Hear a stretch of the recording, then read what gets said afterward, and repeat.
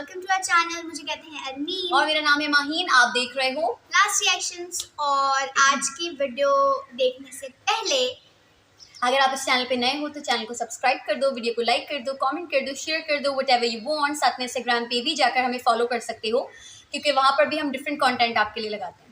Exactly तो आज की वीडियो देखते हैं कि आज की वीडियो में हमें क्या कुछ नया जानने को मिलता है और उसके बारे में हमारी इंफॉर्मेशन क्या है और हम क्या कहते हैं उसको देख लेते हैं। Let's see. गलत है ये, सॉरी। Always do this. यार मुझे पता नहीं क्या है। Okay let's watch this start. नमस्कार and I welcome you all to world affairs. मैं हूं प्रशांत धवन। नाउ ये एक ऐसा टॉपिक है जिसके बारे में हर इंडियन को पता होना चाहिए क्योंकि जितनी अवेयरनेस इस टॉपिक के बारे में फैलेगी चांसेस हैं कि भविष्य में ऐसा फिर नहीं होगा। नाउ रिसेंटली क्या हुआ है कि जो मुंबई का एंटी टेररिस्ट स्क्वाड है, जो मुंबई की पुलिस है, उनका एक अलग से ATS स्क्वाड है। आप सबको पता होगा, बहुत ही फेमस है, कई आतंकवादियों को वो पकड़ चुके हैं।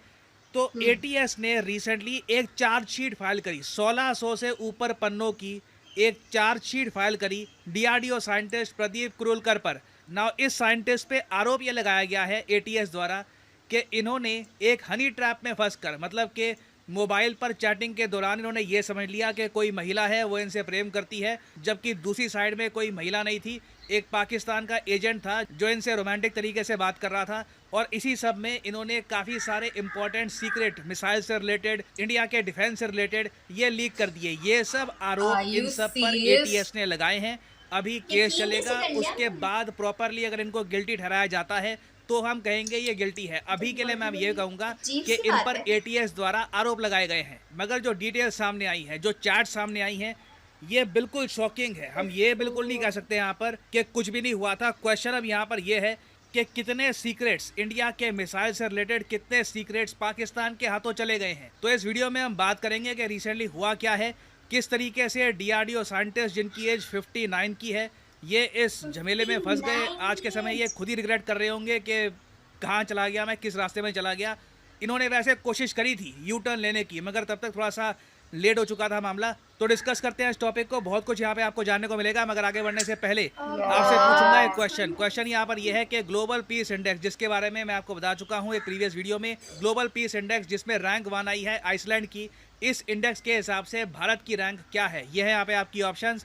कमेंट सेक्शन में करिए उत्तर, सही आंसर मैं आपको दूंगा वीडियो के एंड में। ओके सो ये सारा किस्सा शुरू होता है जून 2022 में। जून 2022 में प्रदीप साहब को एक मैसेज आता है सोशल मीडिया ऐप से, या तो इंस्टाग्राम या फिर व्हाट्सएप की यहाँ पर बात की जा रही है। एक सोशल मीडिया ऐप से इनको मैसेज आता है और मैसेज भेजने वाला ये क्लेम करता है कि वो एक महिला है और उसका नाम है ज़ारा दासगुप्ता। नाम ही थोड़ा सा एक अजीब सा है, मगर DRDO के साइंटिस्ट प्रदीप साहब मान गए। उन्होंने ये बात एज्यूम कर ली कि ठीक है, कोई ज़ारा नाम की यहाँ पर लड़की होगी और वो प्रदीप साहब से इन्फैचुएटेड है। और उसके बाद आप समझ सकते हैं क्या हुआ होगा। एक मिनट, आम लोग तो इतना पूछते हैं और इन्होंने मतलब आम लोग बोलते हैं कि हमें स्टार्ट कर दिया।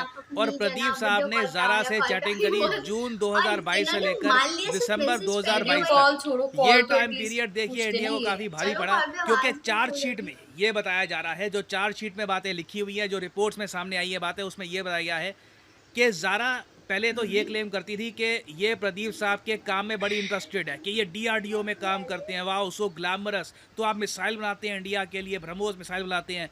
तो इस प्रीटेक्स्ट में उसने बातचीत करना स्टार्ट किया और उसके बाद आप चैट्स में देखोगे तो ऐसा लगता है कि ज़ारा ने ईगो स्ट्रोक करी है।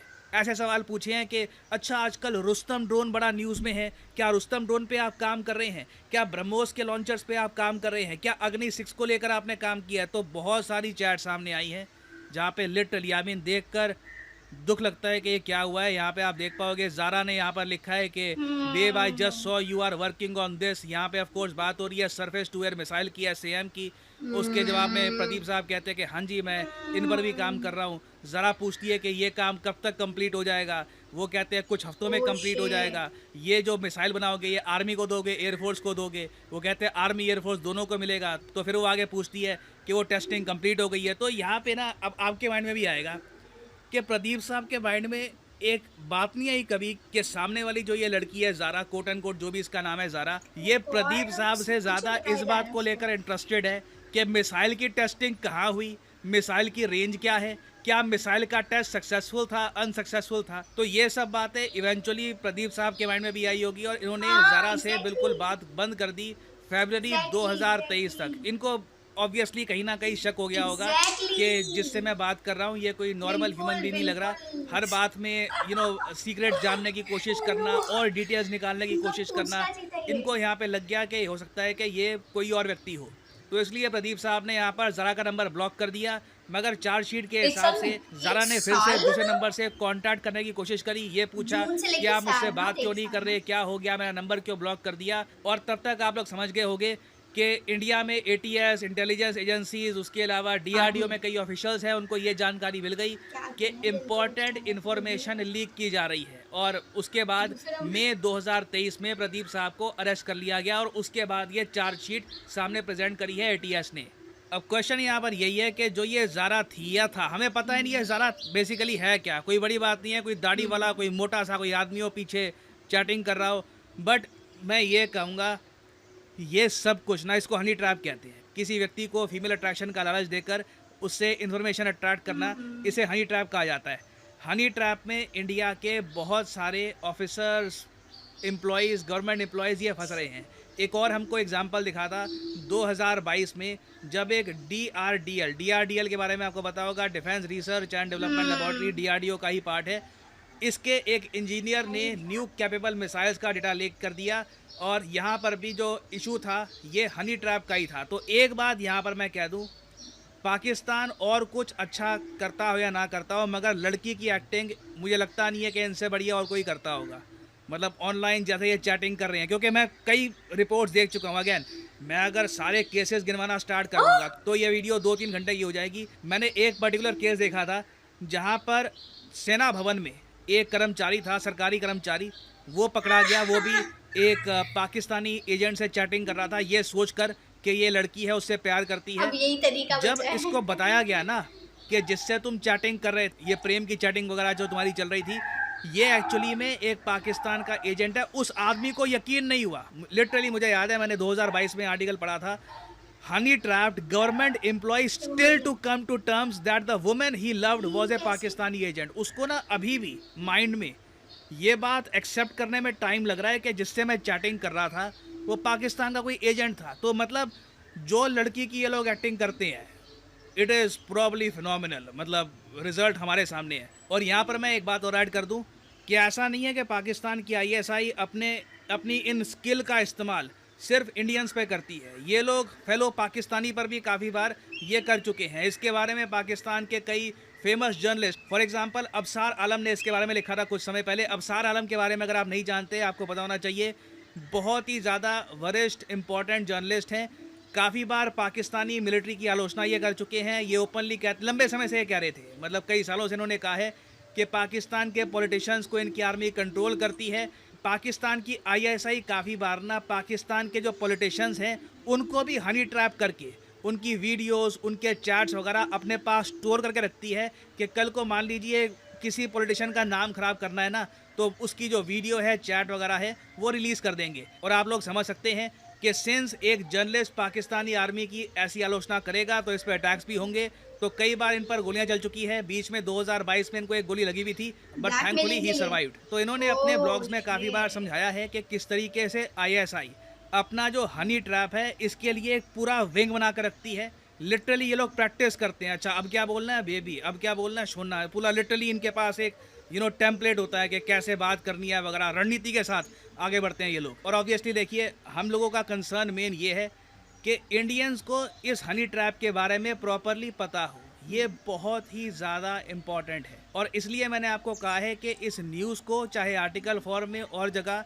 सर्कुलेट करिए, इस पर चर्चा करिए, क्योंकि ये बात अगर अच्छे से लोगों को पता लग जाएगी कि कोई आदमी अगर DRDO में काम करता है, ISRO में काम करता है, सेना भवन में काम कर रहा है, कहीं से भी एक ऐसी ब्रांच में काम कर रहा है जहाँ पे उससे चैट करके कोई दुश्मन देश का कोई स्पाई, कोई एजेंट इन्फॉर्मेशन निकाल सकता है, तो उसे सतर्क रहने की आवश्यकता है। एक वैसे ही मैं कहूँगा कॉमन सेंस है। कि आप अगर एक मेल है, आपको रैंडमली सडनली कोई अटेंशन देनी स्टार्ट कर दे, आपके माइंड में इमीडिएटली एक अलर्ट आना चाहिए कि वाई इज दिस हैपनिंग, ये क्यों हो रहा है। बट सैडली हमारे केसेस में कई ये बहुत ही कैपेबल लोग हैं, इस हनी ट्रैप में ये लोग फंस गए। तो पहली बात तो देखिए, अवेयरनेस फैलाना इसके लिए काफ़ी इंपॉर्टेंट है ताकि वैसे ही लोगों को इसके बारे में पता हो।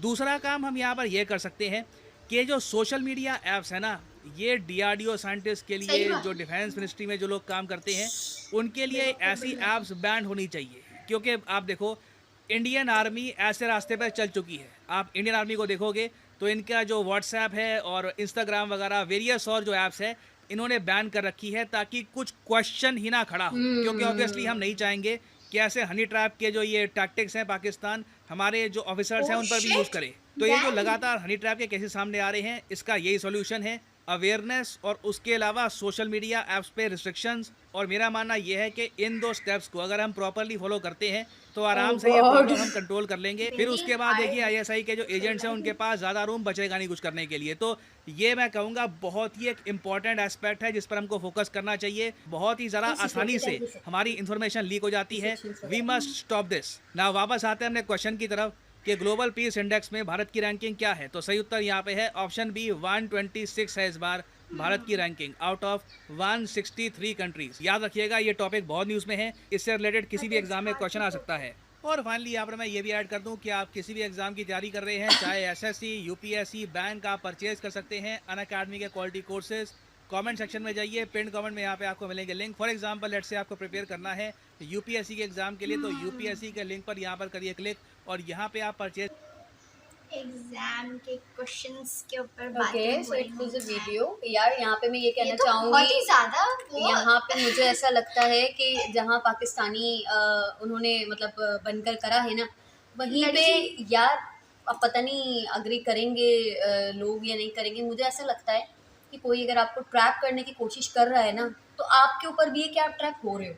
हाँ यार, तो मुझे नहीं लगता कि ट्रैप हो रहे हो। बिल्कुल इंटेंशन ख़राब थी और बिल्कुल ये था कि सीक्रेट्स जो है वो लीक करवाना चाह रहे थे। बिल्कुल मैं एक्सेप्ट करती हूँ इस बात को, लेकिन आप ये भी तो देखो ना कि मतलब ऐसा क्या है कि इतने बड़े इदारे में इतने बड़े ऑफिसर्स जो हैं वो मौजूद हैं और वहाँ के लोग इस तरह की बात, मतलब बिल्कुल लोकल जो है हमारे ट्रैप हो रहे हैं। या और this is also applied to Pakistani politician, वो भी ट्रैप हो चुके हैं। तो मैं ये कह रही हूँ कि भाई किस बात के लिए आप ट्रैप हो रहे हो क्यों रहे हो? मतलब क्या आप इस चीज़ के लिए वो हो कि भाई हाँ कोई लड़की हमें मिल जाए।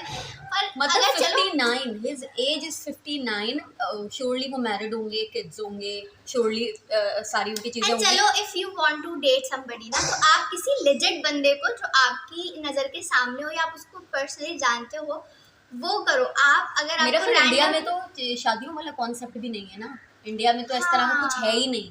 हाँ, सो द थिंग इज कि यहाँ वाले तो लोग डिफेंड भी कर सकते हैं ना इस बात को, हाँ, कि ये तो हम है। डिफेंड कर सकते हैं क्योंकि भाई हमें तो अलाउ है वगैरह वगैरह। वहाँ के लोग तो डिफेंड भी नहीं कर सकते। लेकिन they can have like date और ऑल दैट ना। तो मेरा कहने का मकसद ये कि चाहे यहाँ के लोग ट्रैप हो रहे हो चाहे वहाँ के लोग ट्रैप हो रहे हो, ट्रैप कैसे हो रहे हैं? जैसे इस वीडियो में बोला गया कि जब आपको कोई टेंशन देना स्टार्ट कर दे, आपको मैसेजेस करना स्टार्ट कर दे, तो आपके माइंड में एक अलर्ट होना चाहिए कि भाई वाई क्यों ये हो रहा है। और फिर जब आपको सामने से ऐसे मैसेजेस आ रहे हैं जिसके अंदर आपसे इंफॉर्मेशन मांगी जा रही है, तो आप उस बात पे जवाब भी दे रहे हो, आप बता भी रहे हो। आप ये सोचो और आप इतनी जिन्होंने सीक्रेट निकालना चाहा है, मतलब जो भी ISI वाले, हाँ जो भी एजेंट थे, उन्होंने ऐसे तो नहीं इनको मैसेज कर दिया होगा। पहले इन्होंने पूरी एक लिस्ट बनाई होगी, लिस्ट बना के जो इन्हें वीक लगा होगा इस हिसाब से, जिनके बारे में इनको लगा होगा कि ये शायद ट्रैप हो सकते हैं, हाँ। या ये जो है हमारी बातें मान लेंगे, या उनका कोई रिकॉर्ड इस तरह का ना रहा हो, हाँ, या हो सकता है उन्होंने सब पे ट्राई किया और यही ट्रैप हो गया, ये भी हो सकता है, और लोग ना ट्रैप हो, ये भी हो सकता है। या हो सकता है बारी बारी एक एक करके सबको ट्रैप करते हो सकता है। लेकिन ये है कि और भी लोग हुए ना उनके अलावा। जब आप ऐसी जगह पे काम करते हो ना, तो मेरे ख्याल से आपके ऊपर बहुत रिस्पॉन्सिबिलिटी होती है कि आप इस तरीके से किसी को अपनी चीज़ें लीक नहीं कर सकते। और अगर मैं ISI वालों की बात करूँ तो ये बहुत ही बुरी हरकत है कि किसी को ऐसे लड़की बन के आप मैसेजेस कर रहे हो, क्योंकि आप ये चीज़ एक फैक्ट है कि जो अपोजिट जेंडर्स होते हैं they attract to each other, hmm. और उनके अंदर एक ऐसी अट्रैक्शन होती है कि आप फिर हो जाते हो ट्रैप, ठीक है। स्पेशली अगर मैं मेल्स की बात करूँ, फीमेल्स इस मामले में थोड़ी अलर्ट होती है, Reserve जैसे होती अगर हमें कोई मैसेजेस करेगा ऐसे तो हम ट्रैप नहीं होंगे, हमें पता होगा कि क्या चीज़ हमें बतानी क्या नहीं बतानी, और even most of the cases में तो रिप्लाई भी नहीं करती हैं लड़कियाँ। तो this is apply to mostly males, ठीक है, फीमेल्स भी होती होंगी बट मोस्टली मेल्स। असल में मेल्स को ज़्यादा लोग इस तरह अप्रोच नहीं करते ना जिस तरह फीमेल्स को करते हैं। शायद मुझे इंडिया के नहीं पता, बट पाकिस्तान में ना मेल्स को इतना कोई लड़कियां ऐसे अप्रोच नहीं करती ऑन हाँ। इंस्टा, और करती होंगी लेकिन बहुत ही बहुत कम। कम रेयर। लेकिन लड़कों को लड़कियों तो यहाँ पे बहुत चांसेस लोग समझ हैं। आते हैं, मतलब यहाँ पे चांसेस समझ आते हाँ। हैं ट्रैप होने यहाँ के। पे ट्रैप लेकिन इंडिया में जितना मुझे पता है उतना बड़ा एक अलग माहौल है, तो इंडिया में इस तरह की वेब चीज सीरीज में तो यही दिखाते हैं कि हाँ। लड़कियां भी अप्रोच कर रही हाँ, होती हैं। या। I don't know about the things, क्योंकि हम लोग रहते नहीं है। लेकिन मैं यही कहूँगी कि पाकिस्तान की तो ऑब्वियसली स्ट्रैटेजी थी ही, गलत था, लेकिन इंडियन जो थे साहब उनकी भी गलती है इसके अंदर।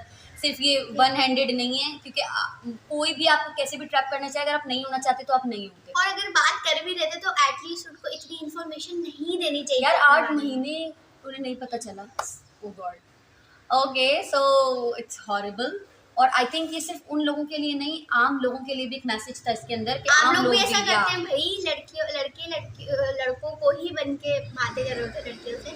इवन तो ये एक मजाक भी होता है कभी कभी, और इससे जो है ना बहुत ज़्यादा लाइक बुलिंग होती है, इससे हैरेसमेंट होती है, क्योंकि वो आप उनकी पर्सनल चीज़ें ले लेते हो और उसके बाद फिर आप उसको ब्लैकमेलिंग करते एज हो। शी सेड अर्लियर, जितनी बड़ी पोस्ट होती है ना उतनी बड़ी रिस्पॉन्सिबिलिटी आपके ऊपर आती है, क्योंकि अगर आम बंदे का किसी का कोई इस तरह का सीक्रेट लीक हो रहा है ना, तो फैमिली में थोड़ी सी जगसाई हो गई, ये हो गया। लेकिन अगर किसी ऐसे बंदे का लीक हो रहा है तो आप सोचो पूरे शहर में और हर जगह उस बंदे की ये जगसाई। समझ नहीं आ रहा कि यहाँ के पॉलिटिशियंस कैसे हो गए। और ब्रो यहाँ के पॉलिटिशियन पे तो कितनी बड़ी जिम्मेदारी होती है यार पॉलिटिशियंस पे। फिर यहाँ तो है ही ना, है ही और एक पॉलिटिशियंस मसला। को किस चीज की कमी है जो वो ऐसे रैंडम लड़कियों के मैसेजेस को वो कर रहे हैं। I don't know. Okay, so it's so horrible. इसी के साथ अगर आपको वीडियो अच्छी लगी तो लाइक कर दें। मिलेंगे नेक्स्ट वीडियो में, तब तक के लिए अल्लाह हाफ़िज़।